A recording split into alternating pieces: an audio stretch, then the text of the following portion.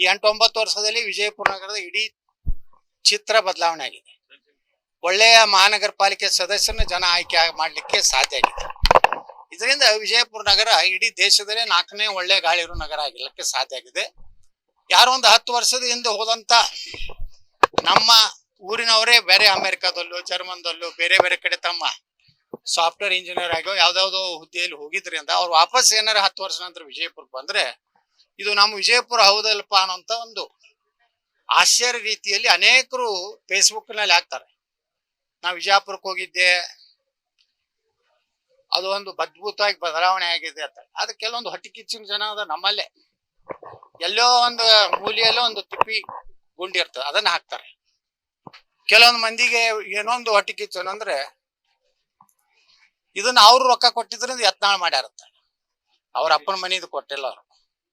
ನಾ ಬಡದಾಡಿ ರೊಕ್ಕ ತಗೊಂಡ್ ಬಂದಿನಿ, ನಾನು ಜಗಳಾಡಿ ರೊಕ್ಕ ತಂದಿನಿ. ನಾನು ಮಂತ್ರಿಗಿಂತ್ರಿ ಬೇಡತ್ತ ಯಡಿಯೂರಪ್ಪಗೆ ಹೇಳ್ಬೇಕೆ, ನಾನು ರೊಕ್ಕ ಕೊಡ್ಬೇಕು, ನಾನು ಡೆವಲಪ್ಮೆಂಟ್ ಆಗ್ಬೇಕು. ಮಂತ್ರಿ ಆಗೋದ್ರಿಂದ ಏನ್ ಡೆವಲಪ್ಮೆಂಟ್ ಆಗೋದಿಲ್ಲ. ಬರೀ ನೀನ್ ಮಂತ್ರಿ ಮಾಡಿ ಅಂತ ಬರೀ ಅದ್ರಾಗ ಮುಲಾಜನಾಗೈತಿ. ಯಡಿಯೂರಪ್ಪಗೂ ನಾನು ಮಂತ್ರಿ ಕೇಳಿಲ್ಲ, ಬೊಮ್ಮಾಯಿಗನ್ನು ಕೇಳಿಲ್ಲ.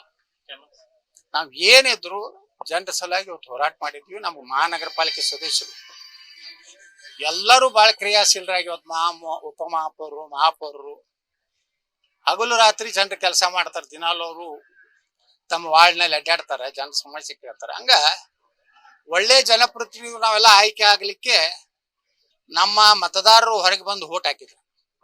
ಅದಕ್ಕೆ ನಾ ಇಡೀ ವಿಜಯಪುರ ವಿಧಾನಸಭಾ ಕ್ಷೇತ್ರ ನಮ್ಮ ಮತದಾರರಿಗೆ ವಿನಂತಿ ಮಾಡ್ಬೋದೇನಂದ್ರೆ, ಪ್ರತಿಯೊಬ್ರು SIR ದಲ್ಲಿ ಭಾಗವಹಿಸ್ರಿ, ನಿಮ್ಮ ಮಾಹಿತಿಯನ್ನು ಕೊಡ್ರಿ, ನೀವು ಗಟ್ಟಿಯಾಗಿ ಮತದಾರಾಗಿ ಉಳಿರಿ.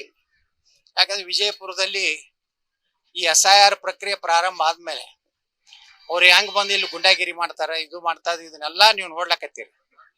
ಮುಂದವ್ರು MLA ಆದ್ರೆ ವಿಜಯಪುರದ ಪರಿಸ್ಥಿತಿ ಏನಾಗ್ತೈತೆ ಅನ್ನೋದು ಮನಗಂಡು ತಾವೆಲ್ಲ SIR ದಲ್ಲಿ ಸಂಪೂರ್ಣವಾಗಿ ಸಕ್ರಿಯವಾಗಿ ಭಾಗವಹಿಸ್ರಿ.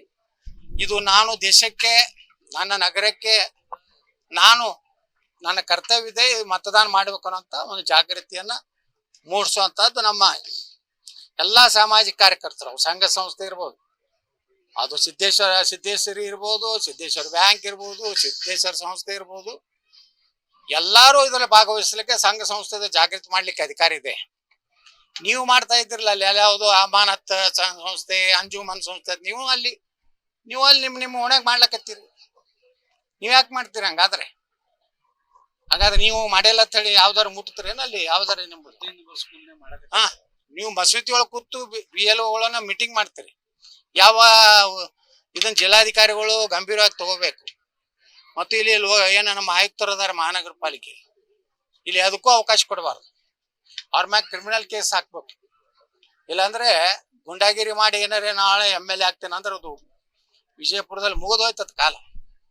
ಅದು ಗತವೈಭವ ನಿಮ್ದು ಹೆಂಗ ಆದಿಲ್ ಶಾಹಿಂದ ಗತವೈಭವ ಹೇಳ್ತಾರಲ್ಲ, ಆದಿಲ್ ಶಾಹಿನಂಗ ಇಲ್ಲಿ ಸಾಹೇಬ್ರು MLA ಆಗೋದು ಗತವೈಭವನೇ. ಅದಕ್ಕೆ ನಾ ಹೇಳ್ತೀನಿ, ಸುಮ್ಮನೆ ನಿಮ್ಮದ ಅಟ್ಟ ನಿಮ್ಮ ಮನ್ಯಾನ ಸರಿಯಾಗಿ ಪರಿಷ್ಕರಣೆ ಆಗ್ಯಾವಲ್ಲ ಅಷ್ಟೇ ನಿಮ್ಗೆ ಅಧಿಕಾರ. ಮಾಡೋದಿದ್ರೆ ನೀವು ಜನರನ್ನ ಪ್ರೇರಣೆ ಮಾಡ್ರಿ. ಸತ್ತವ್ರದ್ದು ಎಷ್ಟೋ ಓಟ್ ಇಟ್ಕೊಂಡ್ ಕೂತೀರಿ.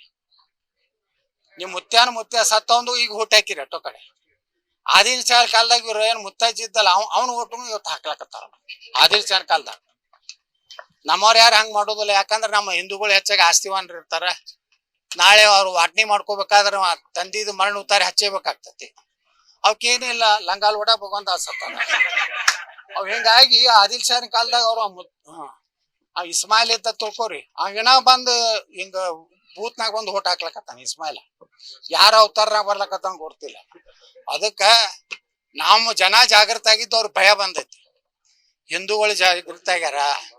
ಪಶ್ಚಿಮ ಬಂಗಾಳದಂಗ ಬಿಜಾಪುರ ಮಾಡ್ಲಕ್ ಬಿಡುದಿಲ್ಲ ಅಂತ ನಿರ್ಣಯ ಮಾಡ್ಯಾರ. ಈ ನಮ್ಮಲ್ಲಿ ಒಂದಿಟ್ಟು ಅದಾವ ಹಿಂದೂಗಳೊಳಗೆ ಅದಾವ ಹರಾಮ್ಕೋರುಗಳು ತರ. ಅವ ಹರಾಮ್ಕೋರುಗಳು ಏನ್ ಮಾಡ್ತಾವ, ಏನಾರು ಮಾಡಿ ಬಸವನಗೌಡ ಸೋಲಿ ಮುಸ್ರಿ ಪಾರ್ಸಿ ಬಿಡ್ಲತ್ತ ರಾತ್ರಿ ಎಲ್ಲ ಅವನ ಮನ್ಯಾಗ ಇರ್ತಾರ. ಅದೇನ ಆಗುದಿಲ್ಲ, ಹೋಗುದಿಲ್ಲ. ಇದೆಲ್ಲಾ ಜನ ಜಾಗೃತ ಅದಾರ, ಜನ ಅಭಿವೃದ್ಧಿ ನೋಡ್ಯಾರ. ಮತ್ ಇದನ್ನ ಹಗಲತ್ ಏನೋ ರಾತ್ರಿ ಕಂಡ ಬಾಯಾಗ ಹಗಲತ್ ಯಾರು ಬೀಳುದಿಲ್ಲ. ಇವ್ರು ಬಂದಾಗ ಇಟ್ಟು ಹೇಳ್ತಾರ, ಭಯ್ಯ ತುಮ್ಕೋ ಒಂದಲ್ ಭಯ್ಯ ತುಮ್ಕೋ ಈ ಊಟ ಹೆಂಗತ್ತಾರ ಲೌಡ ಡಲ್ತಾ ಚಲೋ. ನಿರ್ಭೀತ, ನಿಷ್ಪಕ್ಷಪಾತ, ವಿಶ್ವಾಸಾರ್ಹ ಸುದ್ದಿಗಳಿಗೆ ಮತ್ತೊಂದು ಹೆಸರಾಗಿರುವ ನ್ಯೂಸ್ 18 ಕನ್ನಡ ಈಗ ಆಪ್ನಲ್ಲೂ ಲಭ್ಯವಿದೆ. ದಯವಿಟ್ಟು ಇಲ್ಲಿರುವ QR ಕೋಡ್ ಅನ್ನು ಸ್ಕ್ಯಾನ್ ಮಾಡಿಕೊಂಡು ಆಪ್ ಡೌನ್ಲೋಡ್ ಮಾಡೋದಕ್ಕೆ ಮರಿಬೇಡಿ. ನಿಮ್ಮ ಬೆಂಬಲ ಹೀಗೆ ಸದಾ ನಮ್ಮೊಂದಿಗಿರಲಿ. ಧನ್ಯವಾದ.